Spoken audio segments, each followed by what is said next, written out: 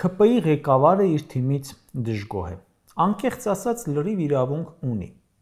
Իրեն արդեն 2 օր է դնում են հիմար վիճակի մեջ։ Այսօր ազգային ժողովի նիստեր, բյուջեն էր քննարկվում։ Նիկոլը եկել էր խորհրդարան, բայց ընդամենը 49 դեպուտատ էր մասնակցում, քվորում չեղավ։ Սա անարգանքի նշան էր Նիկոլի նկատմամբ ՔՊ-ի կողմից։ Ընդդիմությունը, որ չի հարգում, չի ներկայանում, լրիվ հասկանալի է, բայց 71 ՔՊ-ականներից ընդամենը 40-ներ ներկա, քվորում չեղավ։ Նիկոլ Փաշինյանը կատաղեց, թե էս ինչ ձև է, ջղայնացավ Ալեն Սիմոնյանի վրա, ուսապարկը հավաքեց ու հեռացավ։ Խռովեց, երեկ էր խռովել։ Երեկ էլ ՔՊ-ական զեկուցողներ ուշացել։ Նիստը ընդմիջվեց։ Ընդմիջումից հետո Նիկոլը եկավ դահլիճ ու անմիջապես ցույց տվեց, որ նեղացած է, թողեց գնաց։